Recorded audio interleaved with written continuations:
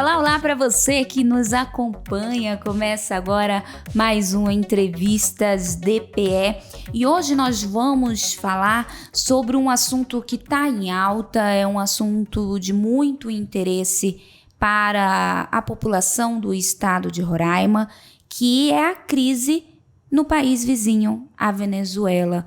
Por isso mesmo eu convido para o nosso bate-papo o cientista político Paulo Rakoski, ele que acompanha toda a trajetória dessa crise e tem muito conhecimento sobre o assunto. Eu gostaria de desejar, seja bem-vindo, bom dia. Bom dia, obrigado pela lembrança do meu nome aí para falar dos temas complexos, né? E temas complexos a gente não encontra imediatamente respostas fáceis, né? Então sempre essa complexidade a gente tem que fazer uma reflexão e fazer uma verificação histórica para saber que a situação que se encontrou a partir do domingo último, né, com as eleições, não é algo novo, são fenômenos e uns processos sociais dados às conjunturas políticas latino-americana, venezuelana e até mesmo mundial, em referência aos ativos econômicos que a Venezuela detém, considerada as maiores reservas do mundo de petróleo e gás, né, dentre outros minérios estratégicos, e sempre causa uma cobiça. Então, a partir daí que começa a problemática venezuelana, não é um problema dos seres humanos venezuelanos e nem das eleições venezuelanas, e sim sobre os ativos econômicos minerários que dispõe a Venezuela e que gera essa cobiça e um jogo de poder intenso de fora da Venezuela, de dentro da Venezuela, e sempre muitas ações conspiratórias que desestabiliza os países por conta dessas relações. Professor, o seu nome é lembrado justamente porque a gente se atenta que a sua dedicação ao estudo sobre essa temática, inclusive, antes da gente se aprofundar mais sobre o assunto, eu gostaria até que o senhor ressaltasse um pouquinho da sua trajetória, em que momento da sua vida o senhor resolveu, se interessou em estudar de fato a política em si, como ela se forma.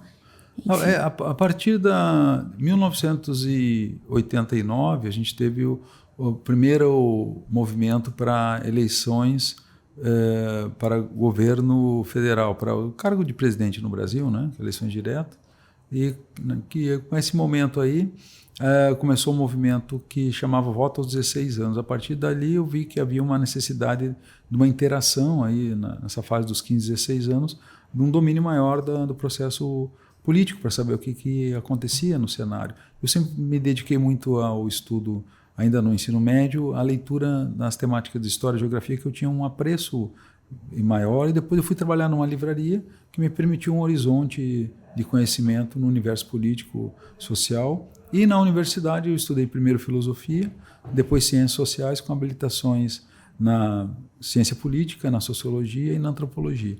Então eu fiz aquilo que a gente chama as ciências sociais e humanas puras, né? As ciências de humanidades, dedicada aí aos últimos anos nesse intercurso de investigação de política. E depois teve um tempo que uma qualificação do pensamento político brasileiro, disciplinas, né, para tentar entender a história da formação política do Brasil, lá pelos idos do ano de 2000, 2004, 2000, período de qualificação. Depois, para vir à Amazônia, eu vi que a realidade política ela era um pouco distinta, dado o processo da migração interna, né, a formação do mundo amazônico. Aí me dediquei a alguns anos de estudo nas relações internacionais, fazendo disciplinas, até fiz vestibular, na qual não terminei o curso. Eu fiz fazer direito, depois de tanto ministrar aula no direito também, fiz disciplinas bastante, dado as condições profissionais, também não acabei esse curso. Fiz uma especialização em antropologia para entender o desenvolvimento étnico e econômico dos povos indígenas na Amazônia. Então isso aí foi abrindo um espaço de pensar a política. Por eu estar numa linha de fronteira e ter uma relação com a política fronteiriça, a Guiana-Venezuela, acabou vendo que havia necessidade de um domínio técnico maior, saber o que acontecia. O contato com a relações internacional me permitiu entender a dinâmica dos diálogos entre países, né, as relações diplomáticas, as relações não só da política, da relação politológica, mas a construção do poder entre as nações, né? Que as nações não são amigas, elas têm interesses, né? Então a gente gosta muito de falar de amizade entre os povos, de harmonia dos interesses, e isso é o que não existe, né? Sempre há conflitos e sempre há os mais poderosos que querem botar de joelhos os mais frágeis ou mais fracos do ponto de vista de potências militares, tecnológicas, nucleares. E isso aí que a gente tem que sempre fazer o debate e trazer para além, às vezes, de uma simples reportagem, como a gente liga a TV, parece que tem o bom e o mal, né? Quem mora no inferno, quem mora no paraíso, né? E não é assim. Os seres humanos, eles são complexos e as relações estão voltadas para o poderio bélico nuclear e para a hegemonia do chamado modelo de império, né? Aqueles que têm poder imperial, tal como o modelo colonial, o neocolonialista e agora imperialista e neoimperialista, continuam explorando os países com menor condição de defesa bélica, né? Então, se você tem riquezas e não tem artefatos nucleares para dissuadir o seu inimigo, para evitar que você tenha ações conspiratórias no jogo de poder no cenário internacional, nesse tabuleiro, né?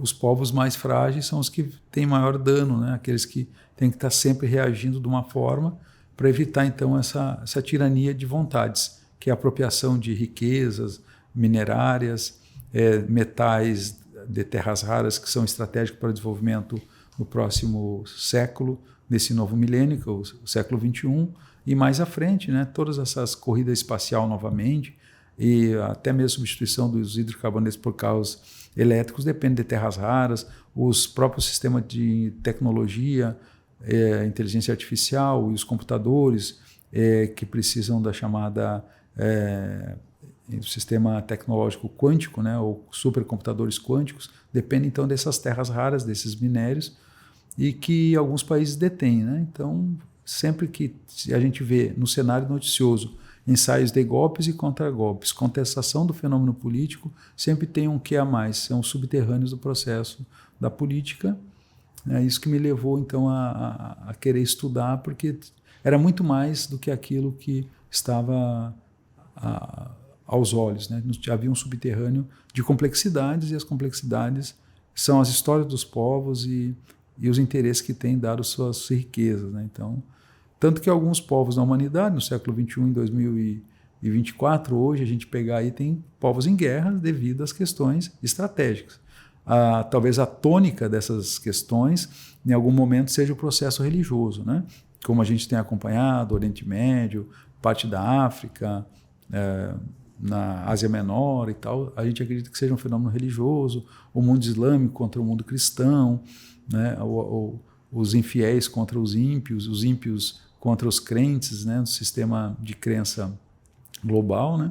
A nominata que se dá, ímpio, infiel, né? E os crentes e os tementes a Deus, sempre esse diálogo, mas a religião como o combustível, sempre esse conversor de almas e corações para as pessoas se dedicarem ao mundo da guerra, tanto que tem a ideia da construção dos senhores da guerra, que levam os povos à guerra com interesses que a tônica é o sistema religioso, a ideia de gerar os mártires, né? Mas no fundo é sempre a demanda econômica e as relações da riqueza que as nações dispõem, né? Porque de toda sorte as nações em sã consciência não dariam de graça sua riqueza, flora, fauna, recursos minerais, por exemplo, os aquíferos, né, que hoje será a guerra do futuro, né, a disputa por aquíferos, né, por água doce, né, não necessariamente potável, potabilizar a água tem um processo químico, né, que tem um custo maior, inclusive, mas as águas doces serão fontes de disputa enorme, futura no mundo,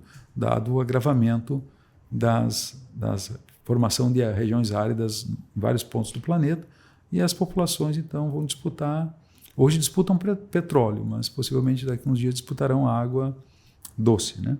Claro que água salgada a gente tem bastante à disposição aí dos mares e oceanos, no entanto, o custo para dessalinizar é muito alto. Então, as águas doces, os recursos de lagos e rios é também para a agricultura, né? Que é os alimentos, porque mantém os povos e as civilizações vivas, né? E sempre pensar que as civilizações, de modo geral, elas não são perpétuas, né? Os impérios não são perpétuos, né? Tem a tradição da ciência política e até mesmo das relações internacionais, baseada na literatura e nos estudos, que todo império perecerá, né? Então, todo o império, se a gente pegar o império da história da humanidade, gregos, romanos, assírios, babilônicos, né, persas, todas essas grandes civilizações desapareceram, egípcios, né, na antiguidade, deixaram, claro, sua contingência genética, mas a estrutura ficou aí, resquícios para fins de estudo arqueológico, né, e histórico. E as grandes civilizações que a gente é herdeiro, né? O que era Portugal, a potência que era Portugal, que era Espanha, que era Holanda, até a própria Inglaterra, né? Era um enorme. Hoje ela tem um poder político e poder econômico ainda, porque tem os ativos, né, da parte da riqueza do globo ainda, a própria França, o Império Francês, né? Então, todos esses grandes impérios dos 300, dos 400, de 1500, que culminou com a chegada dos portugueses no Brasil. O que é Portugal perto do Brasil hoje, né? É um pequeno país, né? O que é a Espanha perto dos povos hispânicos da América, né? E até mesmo que é a Inglaterra frente ao que se tornou os Estados Unidos, né? O grande império inglês, que era o império, você navegava o mundo todo e o sol nunca se punha, né? Onde tu chegava era império inglês. Hoje, né, a Inglaterra mantém uma tradição, tem algumas oscilações econômicas, né? Procura fazer bastante marketing, um sistema de defesa nuclear, e a família real é o grande atrativo financeiro. Claro, tem empresas tecnológicas e tal, mas aquela grande nação da Revolução Industrial, ao que demonstra, né, ficou parcialmente, ou para alguns totalmente para trás, por exemplo, comparado hoje ao poderio chinês e futuramente indiano e de outros países do mundo asiático, né, que terão aí uma posição de império no futuro. Império, que a gente diz, é que vai ter uma hegemonia do capital financeiro, bélico, populacional, para a produção de insumos, alimentos, beneficiamento de matéria-prima, e trará à humanidade um novo momento, né? Que chega aos poucos, né? Não chega de uma hora para outra, né? Mas os impérios tendem à ascensão, depois estabiliza e depois entra em declínio, né? Só a gente verificar esse fenômeno. Então, todos esses atrativos foram o que me fez estudar e me dedicar assim, horas diárias de leitura. Hoje a gente tem mais acesso, né? Material documental, além do meu ofício da vida professoral, né? Que eu, como professor, eu exerço a função de professor na área de filosofia, como professor de filosofia, já há alguns anos, há 20 anos. Eu acho muito interessante esse histórico que o senhor faz, principalmente voltado para a filosofia, porque hoje em dia muitas pessoas se questionam, né? Quando se fala em filosofia, a gente lembra de grandes nomes, mas na atualidade, de que forma se aplica? É de fato entendendo o passado para entender de que forma o passado está refletindo no presente e pode afetar o futuro? Seria isso, professor? As áreas do conhecimento humano, elas são de formação constante. Uma das áreas que gerou uma certa estabilidade, né, que ela continua estável há mais ou menos 2.800 anos, é a filosofia, porque ela é, para o mundo ocidental, né, a gente pode até fazer uma discussão, que há um conhecimento não denominado filosofia, que é uma palavra filosofosa, amigo do conhecimento, amigo da sabedoria, amor à sabedoria, né, ou a sabedoria do amor, da tradição ocidental, do mundo grego, mas a gente poderia pensar na tradição oriental, que daria 20, 30 mil anos aí na região himalaica, né, que hoje os povos que habitam ali, a Índia, a China, Nepal, Butão, né, e que ali tem os grandes resquícios das investigações pré-mundo grego. No mundo grego daria 2.000 e poucos anos, talvez no máximo, 3.000 anos de investigação ocidental. Então a filosofia ela manteve a estabilidade e é denominada ela, sem nenhuma pretensão, como a mãe de todas as ciências, né? A partir dela que surgiu as outras ciências. Talvez no mundo grego houvesse a filosofia, a matemática, né? Na verdade, os geômetras, né? Aqueles que se ocupavam com a trigonometria, e os astrônomos, né? Não confundir com os astrólogos, né? Mas também aqueles que trabalhavam com a questão do oráculo, né? Da vidência e tal, da previsão. Mas, no entanto, a astronomia no mundo grego era muito forte e permitiu os primeiros filósofos a discutir o que a gente chama a filosofia da natureza, esses filósofos que se ocupavam com os fenômenos da humanidade que envolvia a natura naturata, a natureza tal como ela se comporta. E a partir daí começou os questionamentos e a filosofia, de lá para cá, ela teve uma certa estabilidade efetivamente, só que culminou para outras áreas. Dela saiu, né, a sociologia, a psicologia, a antropologia, a própria ciência política e tal, tudo a partir do processo da formação do pensamento filosófico, que é o pensamento, né, do desenvolvimento da consciência humana, da questão do ser, da questão ética, da conduta moral, da metafísica, da lógica, né? Então, todos esses exercícios neuropsicológico, neurológico, cerebral, né, que ativa as sinapses, fez o ser humano pensar diferente e superar as adversidades, seja ela ético-moral, seja ela de conhecimento técnico-científico, e poder permitir aí, a partir de século XV, XVI, um aprofundamento do desenvolvimento da ciência, principalmente na figura do René Descartes, Blaise Pascal, e trazer então a ciência mais ou menos como conhecemos hoje, né? A gente não chamava a ciência de ciência, ela não tinha esse conceito relativamente novo, né? E ela começa essa racionalidade e ela se mantém em todas as áreas. Aí, todas as áreas têm filosofia, né? Pelo menos tem o questionamento dos porquês, já é uma ação filosófica, né? Que é o estudo do pensamento, da consciência e da conduta da humanidade. Aí todas as formas, jurídica, política, social, tem uma base filosófica. Tanto é que teve um tempo que para você ser um bom médico, você tinha que ser formado em filosofia, até mais ou menos aí, lá pelos 1600, 1500. Depois começou a se afastar. Hoje, possivelmente, boa parte dos médicos não tem talvez não tenha nenhuma disposição de estudar filosofia, tem estudado obrigatoriamente uma disciplina de filosofia na graduação, que é a deontologia, que eu estudo as questões éticas, né, da ética médica, né, que tem um pouco de filosofia. Fora isso, um bom médico hoje, um bom cirurgião, tendo lá ele especialização, mestrado, doutorado, seja um PhD, estudado no exterior, talvez não tenha um domínio de filosofia. Não porque talvez não goste, não queira, talvez pelo próprio tempo, né, por conta da chamada compatibilização, né, compartimentou os conhecimentos, e tem até a brincadeira, né, que hoje você sabe cada vez mais de cada vez menos, né? Você se hiperespecializou, então você é um bom cirurgião neurológico, né, de alta complexidade, mas necessariamente você não precisa saber da vida e obra e pensamento do Platão, do Aristóteles, do Leibniz ou de qualquer outro filósofo, aí, Nietzsche, Schopenhauer, né, esses clássicos aí. E você vai ser um bom profissional, vai tocar uma vida, vai ajudar a humanidade a avançar. Mas lembrando que um dos grandes médicos da humanidade, que era filósofo, que é o Aristóteles, e outros naquele período, né, que tinham um domínio do conhecimento da medicina. E depois simplesmente se afastou, as ciências se compartimentaram e separou aí essas áreas e consolidou outros pensamentos para a humanidade.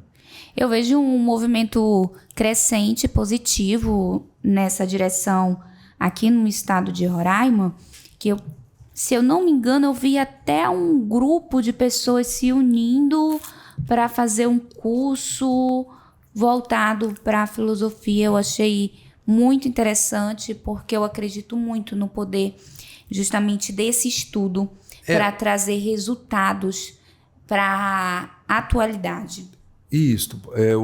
Houve um movimento aí para a criação do curso de filosofia. Teve uma proposta na Universidade Federal criar o curso de filosofia, mas quem criou o curso de filosofia foi a Universidade Estadual, a UER, né? Então ela já formou algumas turmas, né? E hoje a filosofia ela está em todas as áreas, né? Mesmo que a gente não perceba, né? Principalmente naquilo que gera reflexão, consciência e conhecimento, os valores e verdades, princípios, valores e costumes, né? E todas as questões que fundamentam o princípio da lei, da normativa legal, e para além disso, né? Aquela brincadeira de onde viemos, para onde vamos, quem somos nós, qual o papel nosso na humanidade e qual a posição nossa no cosmos, né? A gente dá tanta importância para a nossa existência material e biológica, mas do ponto de vista cósmico, né, nós somos um pequeno fragmento de poeira que roda no infinito, né? Só que a gente se arroga sabedor de todos os princípios e todas as verdades. Talvez tenhamos que ter uma humildade de perguntar quem somos nós, né? Então, e retomar os valores, porque até um filósofo que estou estudando agora, que é o Levinas, que é a ideia a ética como filosofia primeira, e não a metafísica, né? Não a questão de perguntar o que é o ser, mas sim a ética, as relações, e colocar o sujeito, o ser humano, como o outro necessário para o reconhecimento e aceitação e entender as diferenças. E com o princípio de que o valor da vida, da minha vida é importante, mas da vida do outro também é.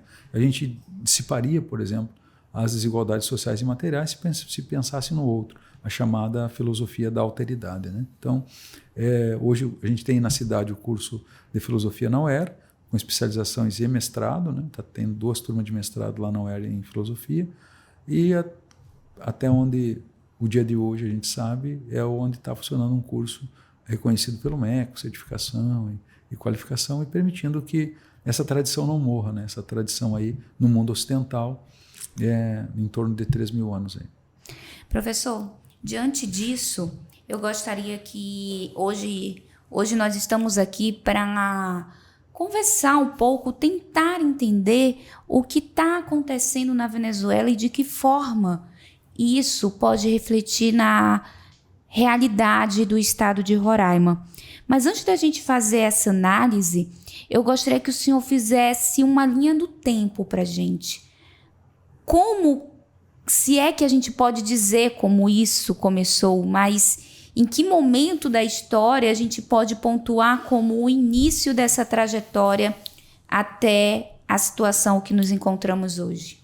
A gente tem que pegar, então, mais ou menos 25 anos atrás, né, onde começa um movimento patriótico e nacionalista na Venezuela, um movimento com parte do exército e parte da sociedade civil, que não tinha uma matriz ideológica unificada, né, mas viam que a Venezuela era a grande fonte de exploração mineral, né, e das suas riquezas que a vertiam para os grandes setores do capital internacional e financeiro, dos trustes, cartéis, oligopólios e monopólios de petróleo e gás, os hidrocarbonetos, e também ouro, diamante e outras áreas que eram explorados das terras venezuelanas e levados para outros países.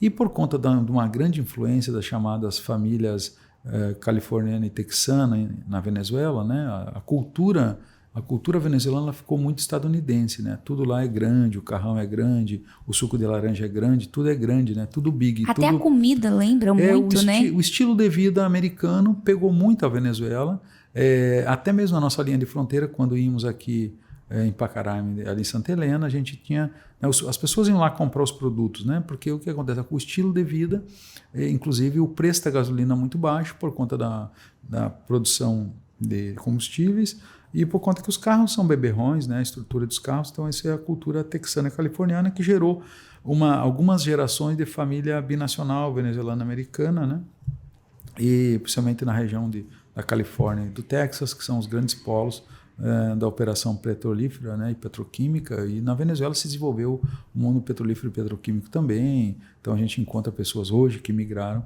que têm formação técnico em petróleo e gás, essa parte da química fina, né, da indústria petroquímica. Então há mais ou menos 25 anos aí começa um movimento interno de uma luta de emancipação da Venezuela para que as riquezas da Venezuela ficassem para o povo venezuelano, né? E nessa figura que envolveu parte do exército surge a figura do Hugo Chávez, né, que começa como um oficial coronel que se coloca, então, a questionar as políticas de mais de 80, 100 anos na Venezuela e de que a Venezuela não tinha autonomia de vontade. Alguém dirá, não, professor, mas tinha lá muita riqueza, opulência, né? Tinha para uma fração da população, 10% da população tinha uma riqueza enorme e, claro, os outros 90% usufruíam dessa riqueza de alguma forma ou de outra, mas não havia grandes investimentos em ciência, tecnologia e inovação, não havia no sistema educacional e qualificação geral, em universidades, mesmo que tivesse universidades, não havia grandes investimentos. Por exemplo, que a gente vê que por que a Venezuela tem essa crise? Porque ela tem insegurança alimentar, ela nunca conseguiu desenvolver a agricultura e a pecuária de forma pujante como o Brasil, e ela teria condições de fazer isso, né? E até a indústria de ponta, de alta tecnologia também, ela dava preferência para importar e tal. Então, esse movimento interno, né, que envolveu populações, envolveu parte do exército, envolveu políticos, né, deputados, vereadores, prefeitos, senadores que queriam também uma mudança. E começou uma mudança na Venezuela, né, e teve o movimento de tentativas de golpes e contragolpes, nesses freios e contrapesos, aí, esses choques internos, acabou que despontou a figura da liderança do Hugo Chávez, né? Que ele não tinha nenhuma uma ação de opção ideológica comunista, socialista, né? Inicialmente ele era um oficial do exército que não tinha essas vinculações imediatamente, né? Para se tornar um oficial ele teve que estudar, né? Naturalmente, mas ele queria uma emancipação de autonomia venezuelana e acabou despontando como liderança. Depois, quando foi eleito presidente, ele sofreu uma tentativa de golpe, né? Nos anos 90, aí 92, 93, que acabou destacando mais o nome dele e gerando aí quase, enquanto ele esteve vivo, quase uma unanimidade aí, né? 85% da população acreditava que ele era uma espécie de um novo libertador, de um novo San Martín, do novo Bolívar, né? Para a independência e autonomia dos interesses da América Latina ou da Venezuela, do interesse latino-americano, frente à economia europeia da OTAN ou dos Estados Unidos, né? Então, começou o choque externo, porque eles eram dono, ainda são, né? Dono do maior conjunto petrolífero do mundo, né? Não se sabe mensurar em totalidade absoluta, mas acredito que ele está em primeiro lugar com esses minérios, né? E assim como outros minérios também estratégicos para o mundo do século XXI. Então, por conta desse movimento, ele entrou em desacordo, porque os donos das redes petrolíferas, extração, poços e refino, eram grandes multinacionais, como Exxon, Repsol, Total, né? Texaco, então todas essas grandes empresas, ou a Britain Petroleum, né? Então essas empresas ou estadunidenses, ou de capital americano, de outros países da Europa, da própria Inglaterra, França e tal, e culminou com um desacordo, porque eles queriam quantificar o valor do petróleo conforme os interesses da Venezuela e não entregar petróleo de graça para sustentar o desenvolvimento econômico da Europa Ocidental, dos países que hoje compõem a OTAN, e dos Estados Unidos, né? Já, os países de desenvolvimento, Japão, Coreia do Sul e outros, né? Que precisam de petróleo. Queriam estabelecer um preço, aí pronto. Aí a Venezuela, não quanto povo, mas o modelo político, se tornou inimigo número 1 da Europa Ocidental e dos interesses estadunidenses dado aquele momento na Venezuela. E de lá para cá, né? Tanto que tem até a suspeição sobre a morte do Chávez, que ele teve uma doença autoimune, um câncer que degenerou rapidinho, morreu, né? Inclusive tem imagens dele, ficou muito calvo, perdeu todo o cabelo, teve uma alopecia e tal, por conta, aí não sabe se foi intoxicado com plutônio, tem toda uma relação de conspiração. Para se manter essa relação de poder, frente às grandes ações conspiratórias e políticas do mundo, se criou na Venezuela um sistema refinado de serviço secreto, de antiterrorismo, contra-terrorismo, comparado à qualidade técnica do M19 inglês, da CIA, das agências, né, da NSA americana, do modelo russo-soviético, né, da KGB e do modelo cubano. Então, hoje, a Venezuela é considerada um dos melhores aportes de investigação prévia, né, de Estado Nacional, conseguir antever os ataques, desde ataque hacker, o ataque futuro, frente ao modelo de Estado Nacional na Venezuela, né? O chamado serviço secreto hoje é muito refinado na Venezuela, aí, brincando aqui, né? Fazendo inveja a muitos países aí desenvolvidos, mas numa tentativa de se manter como Estado Nacional operante sem aquela relação de golpes e contragolpes, que é um dos dilemas da América Latina. Fora a América Latina, só a África, o continente africano, né? Tem os grandes problemas dos golpes e contragolpes, né? Destituição de poder, dado ao interesse das grandes potências, que alguns setores civis e militares e empresariais dão golpe de Estado para manter as coisas sempre como estão e continuando explorando as populações em África e na América Latina. Já teve um momento de descolonização e de autonomia e de desenvolvimento econômico para a África e a América Latina na década de 60, né? Os movimentos da independência, né? Tanto que a maioria dos países de África eram colônias até os anos 50, até meados da Segunda Guerra, anos 50 e 60, dos países europeus, né? E a América Latina era vista como o quintal dos Estados Unidos, né? E é um grande dilema para nós latino-americanos, né? Essa relação. Tanto é que, por exemplo, no México, o PRI no México ficou 70 anos no poder, porque estava sempre aos interesses estadunidenses. Um único partido governou 70 anos, né, o México, né? Tanto que na Revolução Mexicana acabaram que Pancho Villa e Zapata foram assassinados, né? Que eram os libertadores do México, né? E o México perdeu. Hoje a metade sul-americana era do México, né? Tanto que tem uma frase famosa: triste destino do México, né? Tão longe de Deus e tão perto dos Estados Unidos, né? Então, por conta desse peso político e por ter perdido seu território nas guerras e ocupações que teve frente à nova potência que surgiu, que era os Estados Unidos, em relação ao México, né? Então, hoje os Estados Unidos têm uma população, e talvez 40% da população americana seja hispano-americana, né? Ou descendente, né? E não deixa de ter um volume aí a casa dos milhões anuais de tentativa de entrar nos Estados Unidos devido a essa situação, né? A influência cultural norte-americana, a partir dos filmes, músicas, o próprio rock, né? E o cinema hollywoodiano, sempre vendendo a ideia do sistema da felicidade americana, né? O mundo americano, a casa rosa com a cerquinha branca, onde todo mundo é feliz e tal. E se vendeu essa ideia. Então, todo mundo que pode e deseja quer ir para os Estados Unidos. Então, ela teve um rápido crescimento, mas isso deixou muitos dissabores nos países latino-americanos que sofreram golpes de Estado antes da Segunda Guerra e depois da Segunda Guerra Mundial, influenciado pelos interesses norte-americanos no território latino-americano.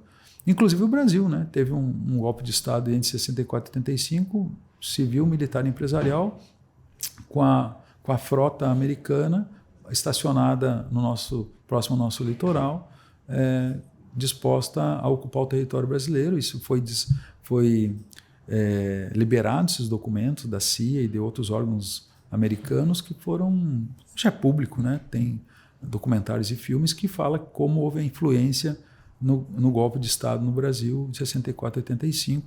Antes a isso, né?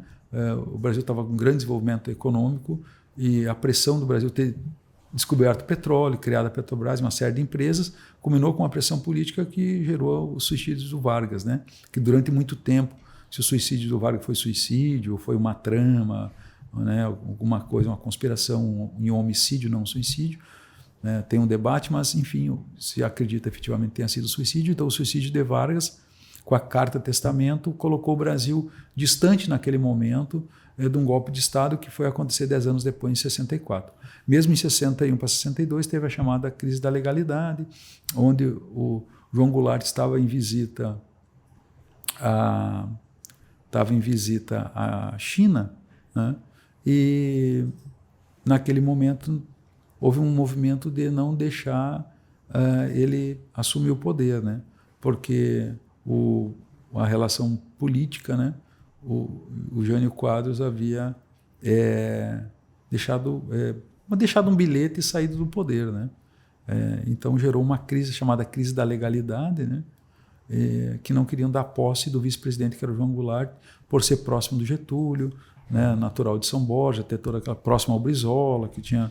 E aí o Brizola puxou a legalidade e fez um grande movimento de autonomia política brasileira que permitiu a posse do João Goulart, que ficou até o dia 1º de abril de 64, que nós sofremos golpe de Estado. Por que eu estou contando isso? Justamente porque a Venezuela tem o mesmo problema, né, dos golpes e contragolpes ao longo da sua história, sempre de interesses à Europa, aos Estados Unidos, e os governos sempre títeres, sempre momanchans, né, sempre bonecos, né, ventrílogos, né, a ideia de que alguém manipula com os fios e cordinhas lá, os grandes capitais internacionais e financeiros, e os povos não têm autonomia e levam uma vida, tudo bem, tem comida, ok, beleza, mas assim, a independência dos povos e a riqueza dos povos não são usufruídas pelos povos, né? E o senhor acredita que atualmente, de certa forma, existe alguma manipulação ali na Venezuela atualmente?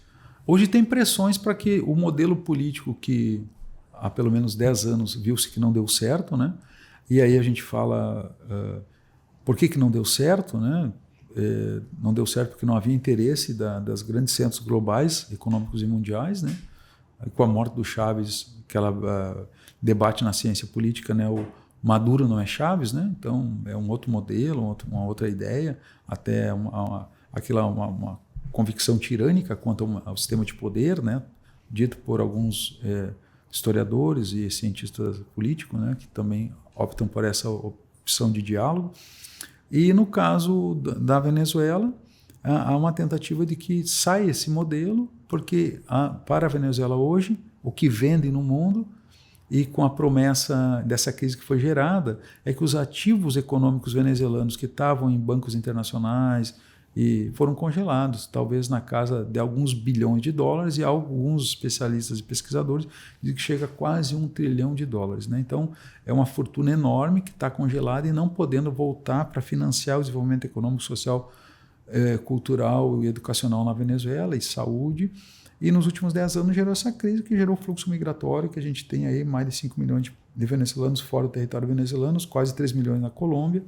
O Brasil possivelmente tenha cruzado nossa linha de fronteira, se não 1 milhão, quase isso, mas que na nossa contagem aqui na nossa linha de fronteira talvez 600 mil pessoas. E dado a esse congelamento econômico, retirou todo o patrimônio econômico, ativos econômicos venezuelanos estavam investidos em outros países do mundo, houve um bloqueio econômico, um bloqueio de investimento e um bloqueio do próprio capital financeiro. É como se eu e vocês tivéssemos patrimônio, tivéssemos salário, emprego e renda, e de uma hora para outra ficássemos sem salário, sem renda, e o nosso dinheiro do banco, o banco que a gente colocou é um banco internacional, ele não nos permite sacar, né? Então foi o problema que a Venezuela enfrentou. Isso aqui, claro, tirando o fenômeno do interesse ideológico ou político, mas é um fenômeno material para uma civilização, para um povo. Porque se criou esse novo modelo, bloquear os países, né? Bloquear economicamente os países, porque a interdependência global tá no dólar, né? Tanto que está um movimento global também de sair do dólar como moeda única dos negócios internacionais, das relações econômicas, do comércio exterior e tal, colocar outras formas de fazer trocas econômicas, para sair da dependência estadunidense, porque os Estados Unidos é um emissor de moeda, né? Então fica emitindo dólar e toda vez que precisa emite mais e tal, e que se todo mundo tiver o dólar e for pegar a sua fração, todo mundo for ao banco buscar o seu dólar, não tem dólar para todo mundo, tem uma brincadeira, né? Ou se todo mundo for o peso dólar-ouro, e que não é mais essa equivalência, é só papel hoje, né? Tem uma brincadeira que o dólar é um papel pintado, né?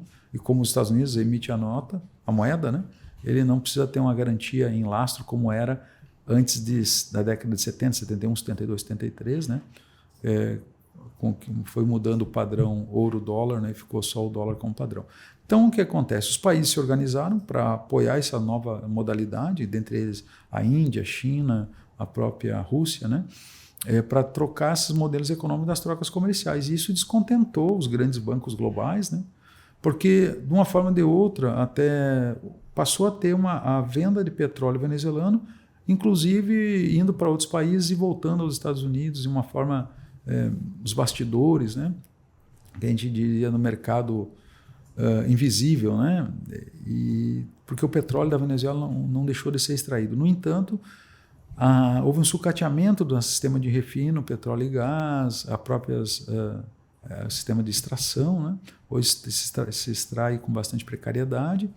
E o dólar, o valor do dólar no mercado internacional, como há uma regulação de extração e valores, e refino e distribuição, a Venezuela passou a ter um problema porque o valor do barril do dólar caiu muito, né?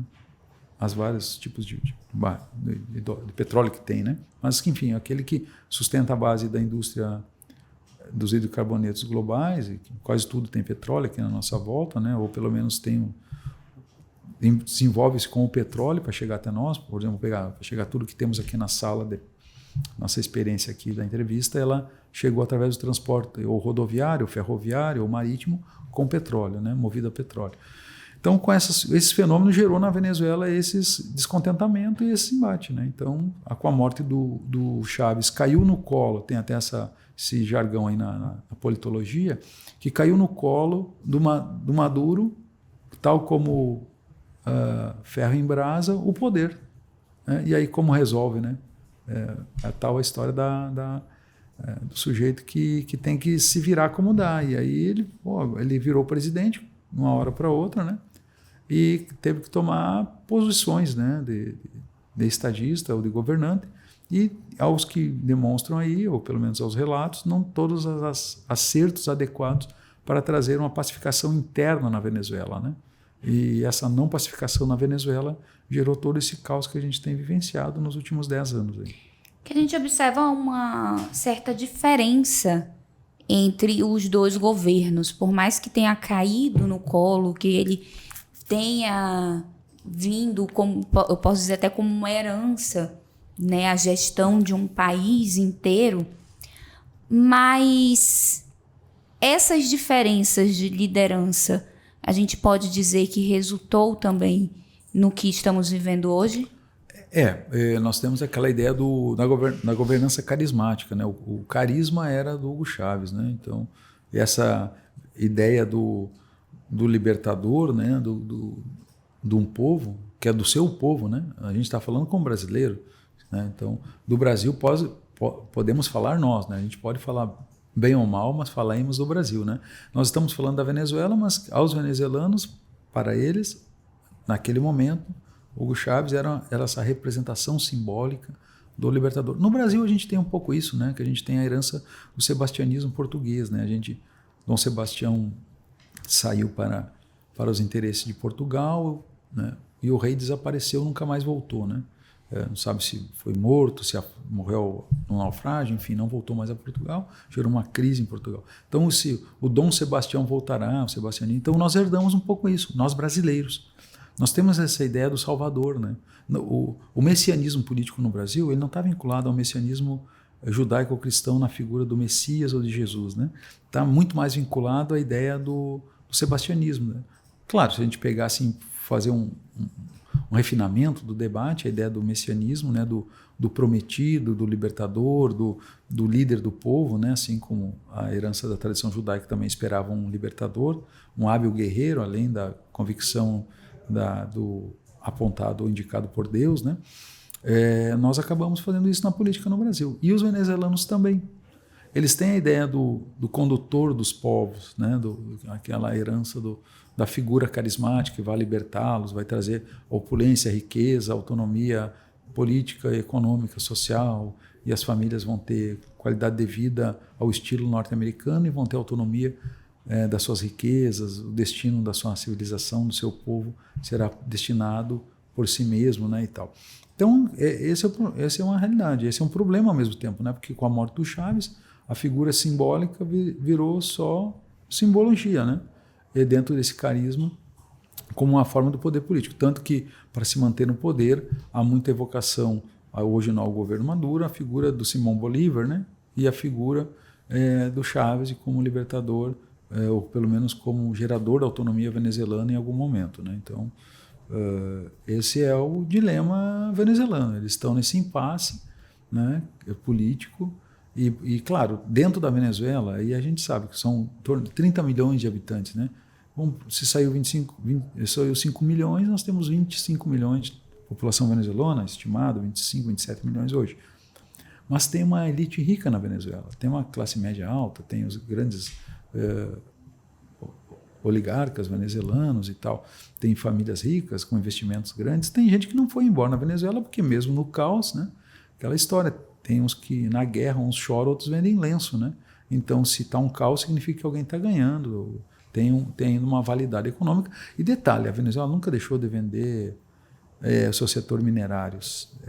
Tanto ouro, né? Tem um sistema de minas abertas, brasileiros que trabalham na mineração na Venezuela, a mina de diamante e de ouro, e a extração mineral, que é mais tecnológica na parte do petróleo, ela continua extraindo, né? Continua mandando petróleo cru para vários lugares e tal. Tem fechado acordos, até 2, 3 meses atrás fechou acordos aí de repasse de petróleo.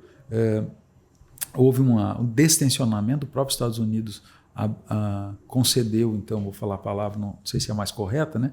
Mas concedeu a possibilidade da Venezuela voltar a exportar petróleo, com a promessa de que fizesse uma eleição transparente, né, com acordo, teve um acordo, uma reunião no Caribe, né, justamente acordo de Barbados, onde houve a OEA, onde houve a União Europeia, a Suécia, os Estados Unidos, né, e outros representantes de outros países para organizar no ano passado, 23, a eleição desse ano, né? Que deveria ser transparente, com os candidatos com autonomia de decisão, vontade e ideologia, tanto que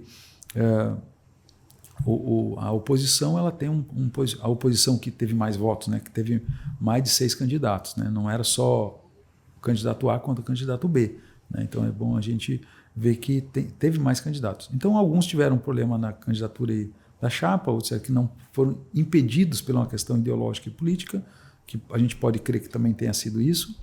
No caso, a Maria Corina, que era a maior oposição aí, não foi credenciada, justamente por uma proximidade grande que ela tem com os Estados Unidos, e tem uma ONG financiada pelo setor de petróleo americano, né? Hoje as coisas foram se descortinando, né? O pessoal tem livros, tem documentos e tudo, né?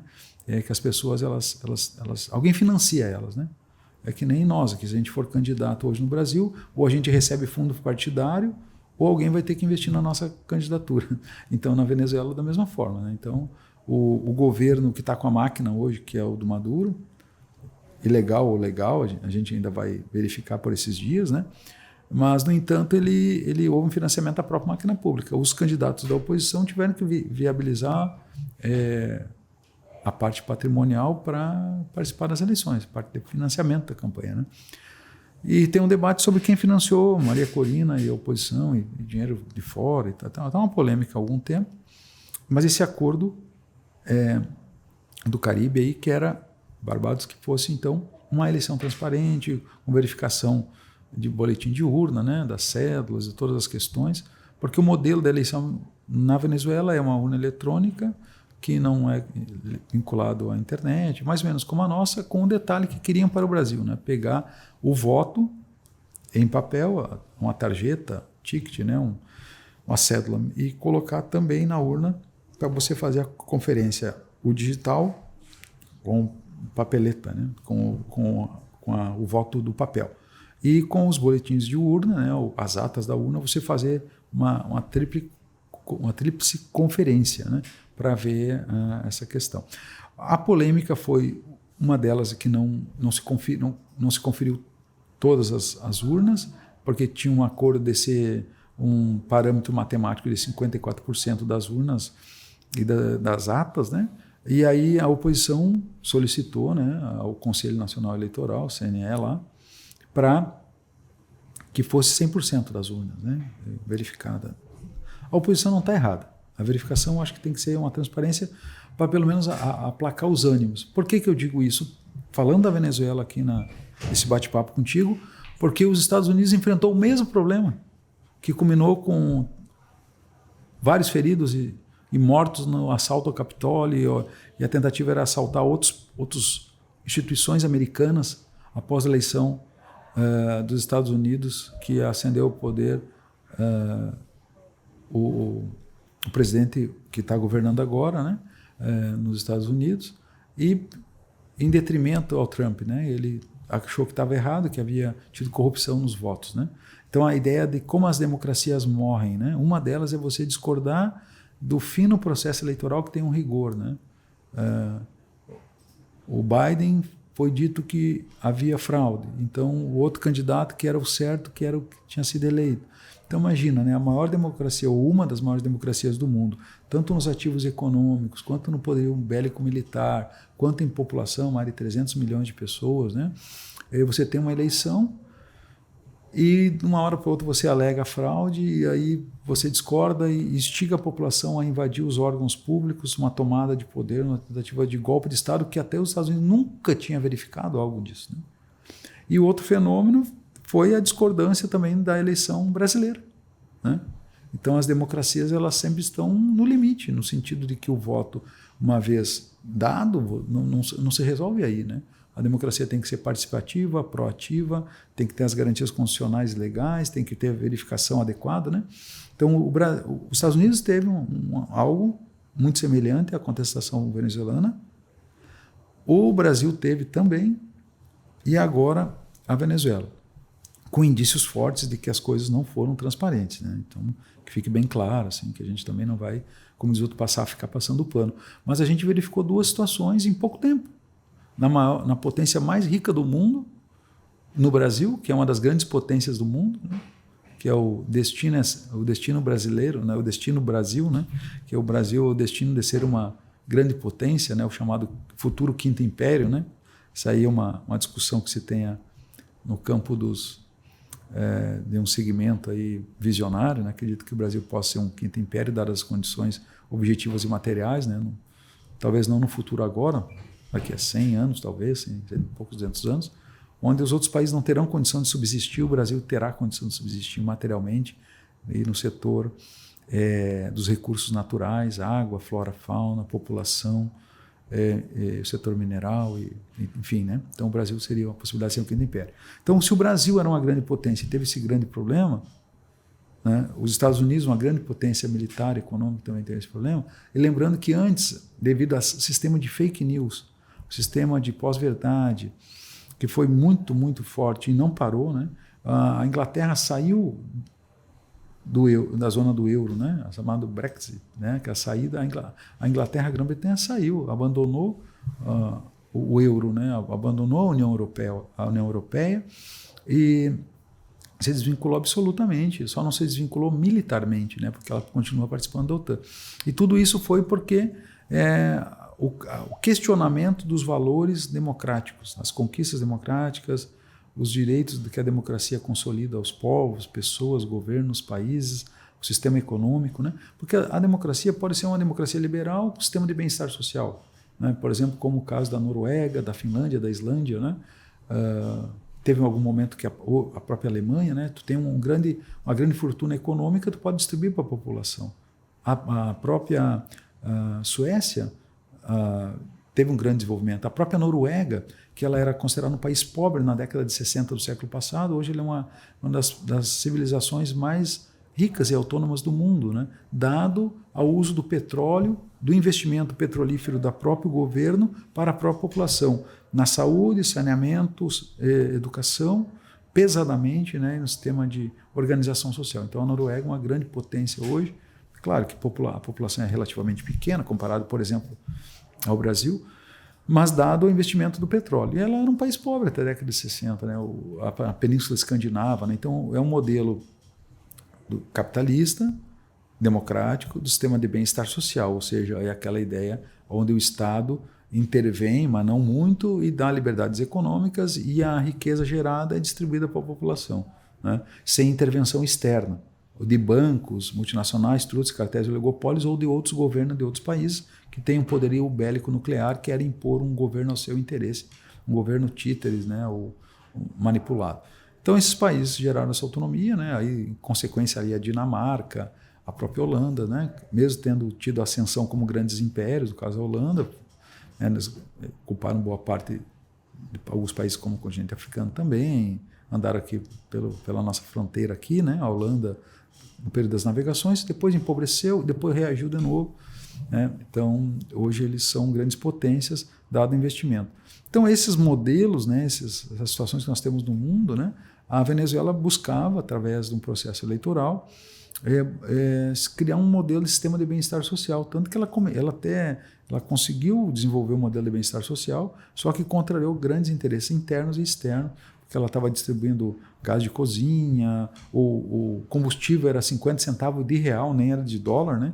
A gente comprava outro dia desses, né? Então, só que ela sofreu, por exemplo, a baixa do petróleo, né? A suba do dólar, ela teve um empobrecimento, o congelamento dos ativos gerou o que gerou hoje essa crise nos últimos 10 anos. Com a expulsão da população, dada a condição de pobreza e miséria, porque ela não tem uma autonomia de alimentação, e não vai ter tão cedo, né? Ela trocava petróleo e outros recursos de riqueza por alimentos, né? Então estava sempre aberta a pauta de importação e exportação. Exportava petróleo e outros minérios e importava alimentos, os melhores alimentos do mundo, inclusive as melhores carnes brasileiras também passava até às vezes por Roraima e chegava lá na Venezuela há 20, 25, 30 anos atrás, até ainda, um pouco mais, eu já estava aqui em 2007, 2008, chegava carnes e cortes de qualidade e chegava até a Venezuela, porque ela estava no período de ascensão, mas já com o sistema de bem-estar social, distribuição da riqueza do país. Isso descontentou muito, principalmente o setor de petróleo e gás, de famílias binacionais ou não, né, mas que, enfim, o setor texano, californiano, estadunidense, e de outros países, né, frente a essa riqueza, que chama o dilema da maldição do petróleo, né?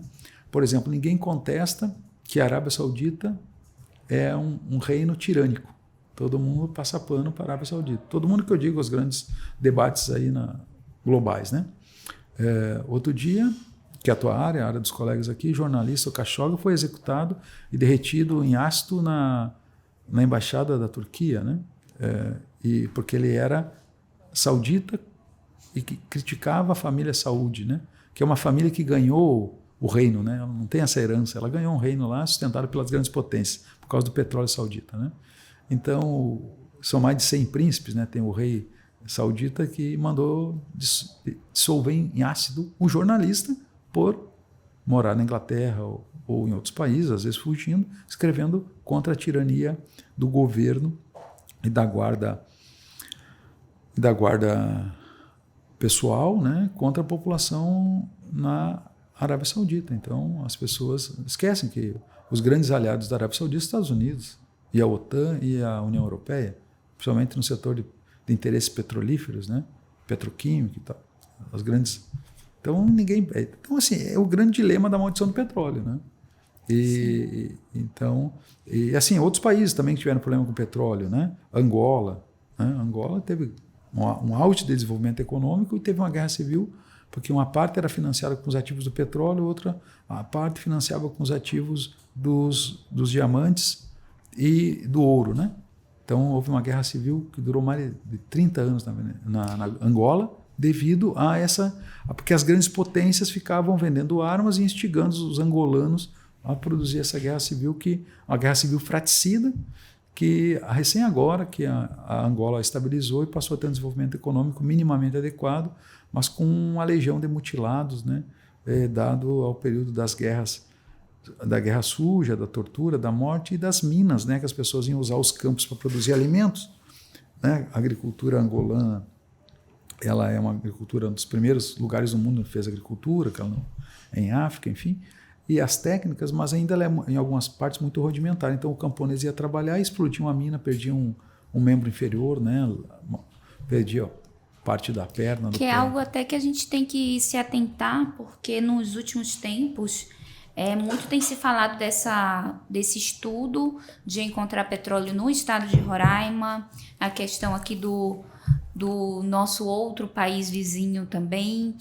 Então, é algo que eu acredito muito que o roraimense deve se atentar, o Brasil deve se atentar e tentar se prevenir de todas as formas para que seja algo positivo, que venha de forma positiva e muito bem pensado e que não venha trazer danos, não seja uma maldição, né, professor? Esse é o grande dilema, né? Vamos supor que a gente descubra petróleo em solo roraimense. Será uma grande conquista do ponto de vista da estrutura da história do Estado. Como se na Guiana tem os grandes centros de extração petrolífera e um levantamento que há milhões e milhões de barris de petróleo na linha de fronteira, né? E a Venezuela, bilhões e bilhões de barril de petróleo, talvez a maior reserva do mundo seja ali, não no Irã, né? Lembrando que o Irã também teve um problema aí teve eleição, teve a morte dele, também por questões de embates, não sabe se sabotaram o presidente e ele morreu, né, e tal. Então, é um jogo muito pesado, né? Então, assim, no caso da Guiana, está crescendo muito, né? Mas tu vê que é um fenômeno histórico, né? É uma unidade e uma unanimidade de pensamento na Venezuela que a parte do exequibo venezuelano é venezuelano e não guianense. Inclusive, os liberais, os ultraliberais, a chamada ideologicamente de direita ou extrema-direita, ultradireita, também querem o território da Guiana. Porque parece que é uma vontade geral da população e dos governos. E, supostamente, o outro lado, que seria esse sistema de bem-estar social, Hugo Chávez, que morreu, né, mas Maduro agora, que seria a esquerda, centro-esquerda e extrema-esquerda, enfim, também desejam o petróleo da Guiana por conta da área de contestação, essa área de fronteira que é o exequibo. O Brasil perdeu parte do território também aí para a Guiana, né, da estação do Pirara, inclusive parte onde tem extração de petróleo, ouro e diamante foi do Brasil, né? A gente perdeu, ok, beleza, né, do ponto de vista jurisprudência internacional pelo rei da Itália, né? E os outros juristas que participaram, enfim, a gente não conseguiu reverter, né? A gente perdeu. Mas, no entanto, a gente tem esse território limítrofe que tem possibilidade de ter petróleo. O grande problema é o seguinte, o que a gente tem que pensar? Que a Petrobras não é mais uma empresa estatal. Ela é uma empresa múltipla, né? Ela é de acionistas e investidores do mundo todo, inclusive de brasileiros, né? E o governo brasileiro tem uma fatia das ações, né? Então, e tem aí a cláusula de ter o direito a escolher o presidente da empresa, né? Por ter 51% aí das ações e tal. Tanto é a polêmica, a gente acompanhou, comentários do atual governo sobre gasolina, petróleo e gás de cozinha em relação ao repasse dos acionistas, do lucro para os acionistas. E o lucro dos acionistas não é o lucro para o povo brasileiro, é o lucro para os ricos, que já são mais ricos, já são bilionários, né? Toda vez que a gente tem mais bilionários, significa que da outra ponta a gente tem mais miseráveis. Hoje o Brasil tem mais de 400 bilionários. O último levantamento da Forbes, 315 bilionários. Eu me prestei a estudar um por um lá os bilionários brasileiros, em vários setores, né, para mim ver quais setores eles são, né? Eram petróleo, gás, setor mecânico, educação, saúde e tal. Mas isso que são mais de 400, ou em torno de 460 bilionários, né? E se a gente for contabilizar bilionários em dólar, né, que hoje precisa mais ou menos 5, 6 dólares para fazer cada real, né, em torno de 5, 6 dólares. Então, se nós colocar os bilionários em dólar, o Brasil ainda tem em torno de 40, 50 bilionários, né, que disputam aí os grandes ricos do mundo, os grandes super ricos do mundo, né? Então, boa parte deles é dessa questão mineral, das empresas que foram falidas, combalidas, saqueadas e depois vendidas como que não prestava mais, como a Vale do Rio Doce, sistema de extração mineral de Carajás, né? A gente entrega... O Brasil tem uma série de maldições. A gente entrega minério de ferro a preço de banana, sendo que a banana está bem cara, né? Então a gente entrega, a gente financia os minérios de ferro do Brasil, financia boa parte do desenvolvimento industrial do mundo. Uhum. Tem até aquela realidade, nós vendemos minérios para fabricação de microchip, compramos microchip e compramos computadores e componentes de computadores. Então o Brasil não tem autonomia tecnológica. A gente vende tudo em natura, assim como vende soja em natura, vende gado in natura, né? Vende gado vivo, né? Em vez de beneficiar as carnes, a gente vende os animais vivos. Ninguém deveria vender os animais vivos. O Brasil exporta animais vivos. É um prejuízo danado, né? Então a gente tem tido N prejuízos, por mais que seja a balança comercial favorável, o carro-chefe aí, o Brasil virou uma grande fazenda, tal como no Brasil imperial e na República Velha. O Brasil virou uma república do café com leite, só agroexportador, né? Não estou dizendo que é ruim, estou dizendo que é os riscos que a gente tem de depender só no segmento. A Venezuela está aí do lado para mostrar. Se você depender só do petróleo, você pode entrar em N dilemas, né? Se descobrir petróleo em Roraima, não significa que nós vamos trazer um grande desenvolvimento para o estado de Roraima.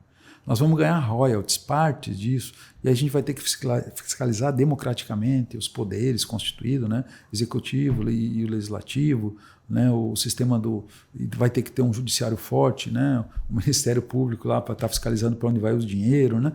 Vai ser investido em saúde, educação, infraestrutura, né? Para a população, para que o erário público não seja carreado para fins privados, né? Não haja corrupção. Então, a gente pode entrar na maldição do petróleo, porque tem umas cidades no Rio de Janeiro que eles têm uma briga forte lá por conta do royalties do petróleo da plataforma continental ali, da Bacia de Campos, né? Então tem uma briga política muito grande, né?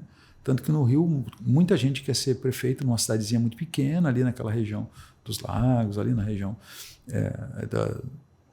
da Bacia de Campos, né? Porque tem muito ativo do petróleo, muita grana, e todo mundo quer ser vereador, né? Aquela coisa toda. Então esses são os grandes dilemas que as populações têm que estar digamos, pensativas, estudando a população brasileira, roraimense, boavistense, para entender esse drama venezuelano, com a ausência de transparência no processo eleitoral, com a questão dos minérios, das riquezas da Venezuela e do petróleo em particular, não é muito distante dos dramas que a Arábia Saudita e o povo saudita enfrenta, que o Oriente Médio, Iraque, lembra da guerra do Iraque, da guerra do Kuwait, tudo por petróleo. e tinha um grande componente, as famílias texanas e californianas, capitaneadas pela família Bush, que eram os grandes detentores, os grandes bilionários, né? Os debates aí que se tem na economia, Rockefeller, né? Rothschilds e outras grandes famílias que detêm as riquezas globais, né? As grandes corporações, trusts, cartéis, oligopólios e monopólios que têm esse domínio sobre esses sistemas e não querem abrir mão, né? A gente, imagina, teve a guerra do Irã e do Iraque, um financiou um lado, outro financiou outro, para que o Irã e o Iraque se enfraquecessem para depois as grandes corporações retomassem o petróleo no continente africano, né? O sistema de apoio e amparo de interesse francês, né, a Legião Estrangeira, volta e meia está nos forçando golpes e contragolpes a interesse francês, diz que a França supostamente é uma democracia, né, respeita o mundo democrático, por conta do petróleo e dos minérios que tem, principalmente agora os minérios de alta resolução tecnológica, né, chamado metais do futuro, né, nas terras raras. Então tem uma série aí, de minérios que são usados para a indústria fina de alta tecnologia. Não só satélite, mas enfim, outras áreas. Então, assim, são dilemas. A gente viu essa questão, Rússia e Ucrânia também são, além de fronteira, mas também as questões petrolíferas, os sistemas dos oleodutos que passam, né, por territórios sem fronteira com a Ucrânia, gerou toda essa guerra aí com a mortandade e tragédia dos povos. Talvez por quê? Porque o ser humano hoje ele continua com esse padrão do jogo de interesses, as nações não têm amigos, elas têm interesse. E se a gente pudesse fechar os olhos, entender, ou pelo menos conectar com os subterrâneos da humanidade, o que está conspirando o tempo inteiro, a gente poderia dizer que é uma espécie de conspiração em borbulhas, né? Tal como um magma de um vulcão sempre ebulindo ali, e trabalhando, né, os minérios do magma ali. Então as conspirações estão sempre trabalhando, o jogo de interesse, o jogo político, os grandes ativos globais financeiros, os grandes bancos, as grandes multinacionais, os grandes monopólios, oligopólios, trusts, cartéis, né? Então a gente tem visto, a gente pegar, depois da Segunda Guerra Mundial, que foi uma grande lástima da humanidade, com mais de 100 milhões de mortos, feridos, mutilados e tal, a gente vai ter de 1945, depois da bomba de Hiroshima e Nagasaki, que é agosto, a gente vai ter uma suposta outra humanidade. Consequentemente, vem a Guerra Fria e tal. Mas, assim, os países continuam tendo jogo de interesses e manipulando os conflitos por riquezas e minérios.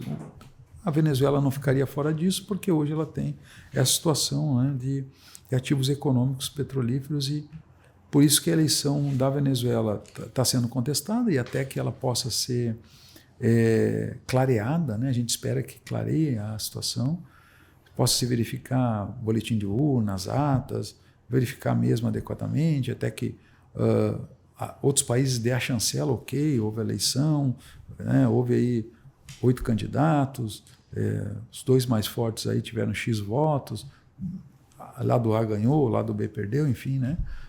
Para tentar apaziguar os ânimos da Venezuela, que está já com uma reação popular, né, e tal.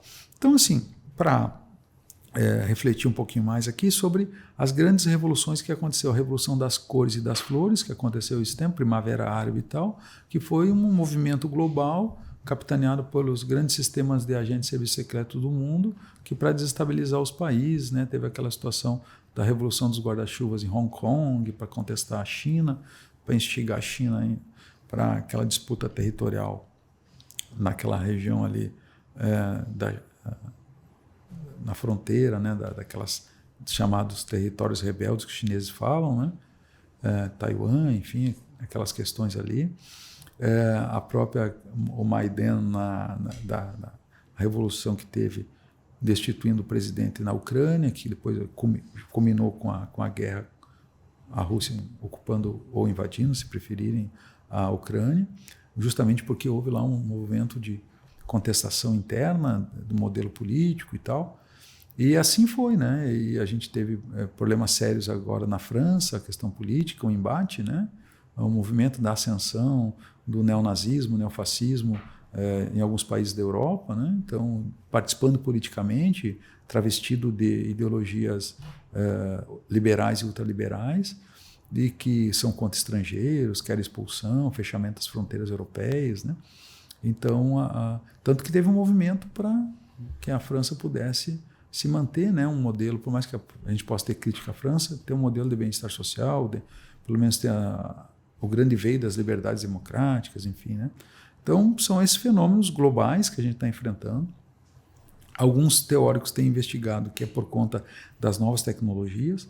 As pessoas não têm uma grande base de leitura, literatura, como demorava às vezes 10, 15 anos para formar alguém, né? Você tinha que ler literatura variada, ler literatura especializada, fazer um ensino superior ou um ensino médio, um ensino técnico, para optar por opinar, né?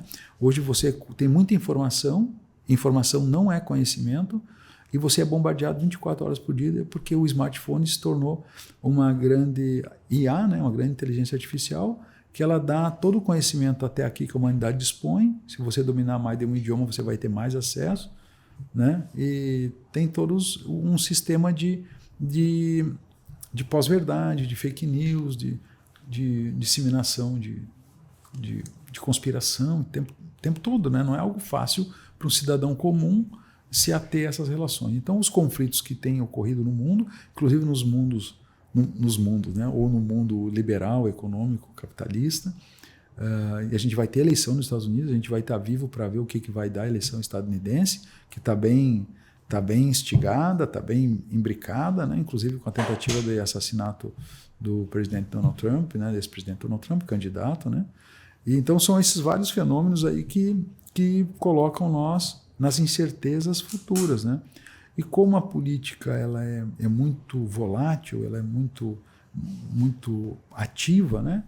A gente tem a ciência política, a politologia, a sociologia política, a antropologia política, a filosofia política, como ferramentário para tentar criar um prognóstico, fazer uma análise, né? Mas as certezas a gente não tem, porque as certezas do momento instante agora, daqui a 5 minutos, até mesmo em poucas horas, pode mudar de sobremaneira, de forma abrupta, né? E trazendo grandes tragédias para a humanidade ou grandes felicidades para o conjunto da humanidade, né? Então, são esses processos que nos faz ater às reflexões, aos estudos, né? Para tentar ver o que dá para que lado sair, né? Como sair, como reagir, como pensar uma situação adequada para as bem-aventuranças do povo da Venezuela, que nós estamos hoje destinados à Venezuela e Venezuela destinada a nós no estado de Roraima, né? Isso aí, por incrível que pareça, tal como a vida dos mexicanos está vinculada ao México, a vida dos venezuelanos na linha de fronteira com o Brasil, ironicamente, somos nós em Roraima, com a capital Boa Vista, aí, vivenciando a realidade deles, né, enquanto os venezuelanos sofrendo com a questão política, as famílias que estão lá, as incertezas e até violência urbana por conta desses embates políticos, inclusive com violência, feridos e, segundo alguns relatos, até mesmo mortes, né, por conta desses descontentamentos com o resultado eleitoral, né? Agora, a gente observa, professor, várias imagens nas redes sociais, nos jornais, de vários venezuelanos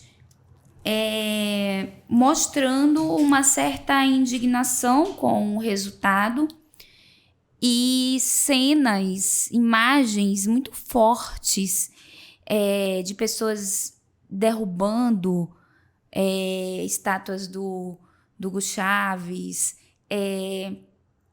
milhares e milhares e milhares de pessoas reunidas pedindo a retirada do Maduro. Aqui no estado de Roraima, a gente já vem sentindo um reflexo há vários anos dessa situação no país vizinho, que muitas vezes não é nem lembrado e talvez não é nem de conhecimento de fato dos outros estados brasileiros, o que o estado de Roraima enfrenta, o que, na minha visão, é uma dificuldade para quem mora em Roraima, né? Eu digo para quem mora porque não são só roraimenses de fato, né? Por toda a questão da construção da sociedade do estado de Roraima, né? Que nós somos um estado construído, grande parte por imigrantes, né? O senhor é de onde, por exemplo? Eu sou do Rio Grande do Sul. Eu sou do Amazonas, né? Então, assim, a gente já tem todo um histórico de acolhimento a pessoas que vieram de outros lugares, que de certa forma ajudaram a construir o que nós conhecemos de Roraima. E nos últimos anos a gente observa toda essa mudança de realidade, de rotina, uma mudança muito rápida que reflete também ali no Amazonas, na capital, Manaus, que nem um pouco, eu posso dizer, que nem 1% dos outros estados brasileiros sentem o que de fato nós vivenciamos diariamente. Então, diante dessa realidade, professor, e desse pingo que podemos dizer que os nossos amigos, nossos irmãos venezuelanos tiveram de uma provável mudança e até de um retorno, que eu vi muitos falando sobre essa possibilidade, né? Que tinha muitos, inclusive, falando que já estavam de malas prontas para voltarem para a Venezuela, que é o sonho de muitos, voltarem para o seu país, que são gratos ao Brasil.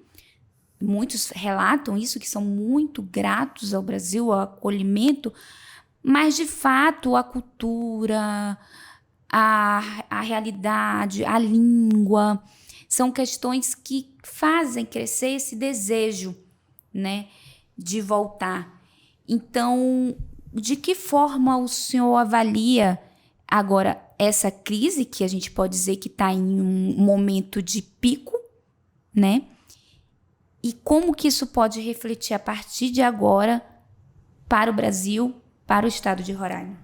Nós temos essa tradição, o estado de Roraima, a capital Boa Vista, e os 14 municípios do interior, essa tradição multiétnica e multicultural, né? A gente já tinha a multiplicidade de povos tradicionais indígenas aqui, e depois com a ocupação do território, por um tempo, a disputa aí, holandeses, né, franceses, ingleses, espanhóis e portugueses, combinou que ficou português, né? Então, essa herança multiétnica e multicultural é muito presente aqui na nossa realidade.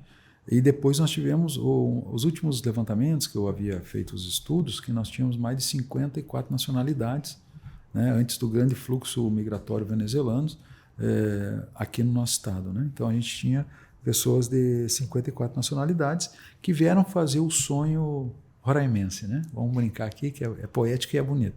A gente tem um sonho roraimense de felicidade, de afetividade. Terra de oportunidades. Terra de oportunidades, onde a gente pode ser o que a gente é do ponto de vista das vontades, das nossas potências. Então, inicialmente, né, a solidariedade ao povo venezuelano, que também tem um caráter multiétnico e multicultural, né? Então ele tem uma variabilidade de povos que formaram a Venezuela. E essa população hoje, penso eu que efetivamente a democracia é a alternância de poder, né? Tem que ter uma alternância, uma oxigenação do processo político tem que ocorrer. Então, de uma forma direta ou indireta, esses povos têm total razão de questionar as questões de resultado político, das atitudes governamentais, dos investimentos, das inadequações, ou até mesmo repressão ou violência do Estado Nacional Venezuelano, através do sistema de aparato de fiscalização ou de espionagem, né, ou de contra-espionagem, né, e tal, todo o sistema de segurança do Estado, a população tem direito de contestar, na rua aquilo que ele acha errado, né? É claro que, infelizmente, as pessoas estão enfrentando armas de fogo, né, e está tendo os embates com paus e pedras, né? Tem destituição de símbolos, né, como é o caso do Chaves, né, como símbolo espacial ali, essa ideia das estátuas. O que me pareceu unanimidade ainda é que as estátuas do Bolívar não foram destituídas, né? Talvez ainda há um apreço de instinto de sobrevivência da pátria nacional venezuelana. Então, o ícone, talvez um dos ícones maiores dos libertadores de Espanha, que é o Bolívar, continua lá vivo dentro desse processo. Mas o modelo político que implementou-se nos últimos 25 anos, eles já não têm mais interesse e teria que ter tido uma alternância, teria que ter pensado uma alternância política, né, que mesmo que oscilasse entre liberalismo econômico, ultraliberalismo, sistema de bem-estar social, sistema de participação democrática é o necessário e o fundamental, né? Independente do matiz ideológico e econômico, né?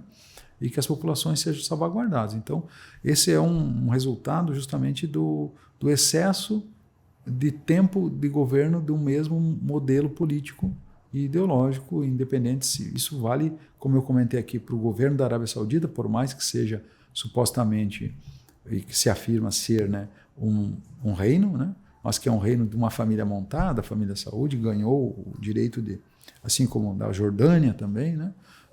Então, enfim, sustentado pelas grandes países do capital financeiro, né? Então, no caso da Venezuela, é uma democracia econômica com direito constitucional, né? Com a Constituição efetiva e com processo eleitoral e deva ser respeitado. Sobre a nossa realidade, eu acho que enfrentaremos, se caso manter essa estabilidade, enfrentaremos dias difíceis para nós também, né? Eu creio que a população venezuelana forçadamente migra para o Panamá, migra para a Colômbia. A Colômbia tem em torno de 3 milhões de venezuelanos na Colômbia. Não sei bem os dados ao certo quantos milhares estão no Panamá e outros países latino-americanos, mas em torno de que 600 mil almas viventes venezuelanas acabaram de entrar do estado de Roraima e que tenha ficado por aqui em torno de 450 mil almas viventes, né, dos nossos irmãos venezuelanos, e já tendo aí uma primeira geração de nascidos binacionais, né, de pai venezuelano, mãe venezuelana, com pai ou mãe brasileiro, né? E aqueles que o pai e mãe são venezuelanos, já brasileiro nato, né, com direito de jus soli, né, nascido em território brasileiro aqui e já sendo brasileiros, né? Eu sou de uma região de imigração, né? Brasileiro de origem, né? Então brasileiro de origem venezuelana, né? Vai ficar essa história de origem, aquilo que eu estudava lá no extremo sul do Brasil, Rio Grande do Sul, Paraná e Santa Catarina, hoje é aqui, né? Brasileiros de origem venezuelana, porque os pais são da Venezuela. Então essa realidade, pela instabilidade econômica, social e política, trará mais refugiados, mais pessoas em fuga devido à questão econômica e política. E detalhe, né? Eu tinha um debate aí porque a proposta era um outro extremo. Eu acho que extremo sempre prejudica a população. Por exemplo, o outro extremo era o seguinte: a Maria Corina e o aporte da oposição eram liberais e ultraliberais, queriam vender tudo, né? Tornar o Estado mínimo venezuelano. Se o Estado venezuelano não consegue dar o aporte para os 30 milhões de almas viventes da Venezuela, se vender tudo, né? É que nem você ter casa, carro, e um dia você vende tudo e vai andar a pé, e vai dormir na rua, né? Então, tudo bem que eles têm essa questão de estar migrando, dormindo na rua, com dificuldade, não tendo mais casa ou mais carro, né? Mas o Estado Nacional, com autonomia, com soberania, com os direitos legais, com o sistema de defesa e segurança, né? Forças Armadas, Constituída, enfim, Executivo, Legislativo, Judiciário, muito similar ao nosso modelo, a Venezuela, e que, porventura, você, das empresas e as riquezas, você vai vender tudo para contentar o capital internacional, os grandes banqueiros, os grandes trusts, cartéis, oligopólios e monopólios, o setor minerário, petróleo e gás e exploração de matérias-primas, inclusive de florestas, enfim, né? E de biodiversidade, que é outro grande debate, que é uma realidade brasileira, amazônica e também na Venezuela, esse roubo da biodiversidade, né? Então, se tu vai vender tudo, tu vai ficar sem nada, né? Então, esse outro extremo também é o grande dilema. Os venezuelanos estão num grande dilema. Ele teria que buscar um meio termo, e esse meio termo de uma harmonia política de resultados, penso eu que demoraria com o retorno dos ativos econômicos, desbloqueio, descongelamento da riqueza venezuelana, que está extra fronteira de Venezuela em outros países que foram bloqueados pela União Europeia e pelos Estados Unidos e alguns outros países que perfilaram os interesses estadunidenses e da União Europeia e da OTAN, que, voltando essa riqueza à Venezuela, demoraria no mínimo 10 anos para começar uma retomada do desenvolvimento econômico e social venezuelano. Porque teria que voltar toda a inteligência venezuelana que se foi embora, que são lá mestres, doutores, especialistas, com várias habilidades técnico-científicas, né, os pesquisadores, e aí a mão de obra técnica média, né, que são tem cursos técnicos em vários segmentos, tecnólogos, enfim, né, e depois aquela população de trabalhadores, operários e proletários venezuelanos que também tem alguma habilidade técnica, precisaria para o solo venezuelano e a nação venezuelana voltar a desenvolver. Então demoraria em torno de 10 anos para voltar a ter uma vértice de crescimento. Talvez uns 20 anos para voltar a ser uma Venezuela opulenta, né? E menos desigual como foi aí na década de 80, na década de 70 e tal, até meados aí do começo dos anos 90, né? Claro. E seria um momento também para a gente se preparar, porque do mesmo jeito que chegou no estado de Roraima de uma forma, a volta deles para o país de origem também iria mudar toda uma realidade novamente, né? Sim. Seria o setor imobiliário que de repente poderia entrar em crise no estado de Roraima. Com certeza, né? Um excelente comentário. E outra que brasileiros cruzariam a fronteira, como era até meados de 2006, 2007, que eu estava aqui, 2008, que migravam para lá para trabalhar, principalmente no litoral e nas grandes metrópoles venezuelanas.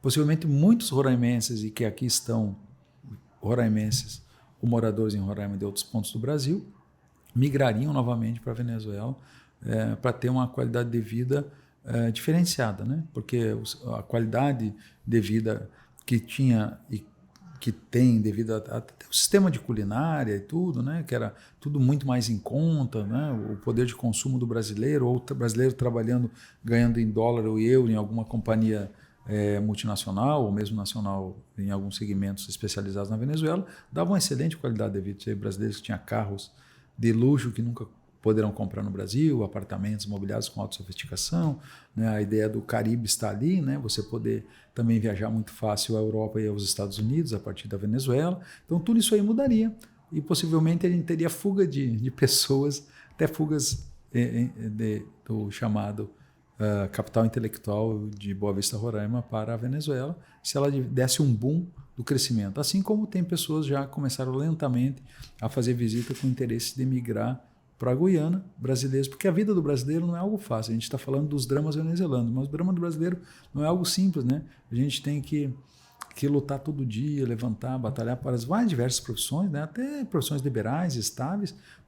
Você não pode parar, é que nem a brincadeira, que nem andar de bicicleta, né? Você não pode parar de se equilibrar e pedalar, né? Então, você tem uma profissão liberal, enfim, você tem que trabalhar todo dia, até que um dia você estabilize sua fortuna ou aposente, né? Naturalmente pelo envelhecimento, pelo tempo de serviço, enfim.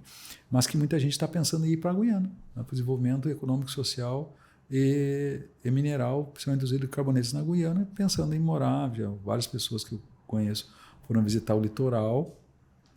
Parece que tem um atrativo, né? Georgetown ali, que está tendo um boom, né? Do setor imobiliário, a qualidade de vida, estilo de vida, pessoas de vários países do mundo. Então se tornou um grande caldeirão multiétnico e multicultural, que ele já era na Guiana por conta de ter sido parte do Império Britânico, né? E o Império Britânico trazia populações de vários lugares para trabalhar, inclusive da Índia, né? De outros países do Extremo Oriente e tal, da Ásia Menor. E, consequente a isso, hoje já está uma grande opulência e a população que está em Boa Vista, né, tem desejo de ir para lá. Se lá der um grande salto econômico, se o crescimento for maior que o estado de Roraima, possivelmente parte da população que não está estabilizada economicamente, materialmente, tende a querer ir para a Guiana, né? E não estão errados. Eu acho que os seres humanos têm que buscar os melhores dias com a busca da terra da promissão, né? A terra de Canaã. Aí, mesmo que hoje a gente está enfrentando esse fenômeno do êxodo, né? Pegando o referencial da tradição judaico-cristã que nos forma a nossa cultura, né? Por nós sermos aí essa tradição judaico-cristã grego-romana ocidental, por isso que nos aproxima da Venezuela.